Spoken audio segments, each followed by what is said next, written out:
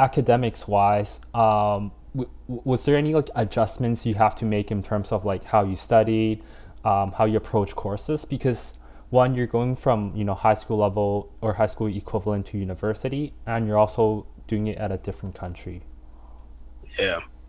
Yeah, man, that's a good question because that's a fact, man. Like coming from Kenya, I had studied the British system, right? So it's O levels, then A levels. And even before that, I had done the Kenyan system before I switched to British. So I've actually changed like curriculum once before, changing the curriculum systems before. So coming to university was also a change in curriculum system, like how they teach and you know the course material. It's all like the course material might be the same, but how it's delivered is very different. The number of exams, the number of tests, uh, you know the projects that count as part of the coursework. It was different, but one thing is I had at least some good preparation because I did A levels, which is like grade 12 and 13. So like here in Canada, it reaches grade 12, then you go to uni, right? Yeah. Um, in the US, they call it, correct me if I'm wrong, is it AP level? Or what do they call it? Yeah, there's Like like grade 12, AP and there's like I did IB as well, but yeah, there's the AP IB. system. So you see, IB is something I can relate to because that's IB1 and IB2 is like equivalent to like the British offering like grade 12 and 13. Like Oh, okay. these are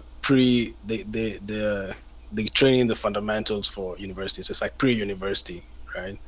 Gotcha. Um, so that's the good thing with those things. Rather with that doing that part of the curriculum because you can go from grade 11 to university straight away, but if you do like your A levels, then you get like a foundation to university. So for me, to be quite honest, first year was a joke. I had too much fun, man. I barely studied in first year and I barely passed. So and if I didn't have grade 12 and 13, I would have even struggled more. I would have had to study hard because it would have been a huge change in Yeah. learning.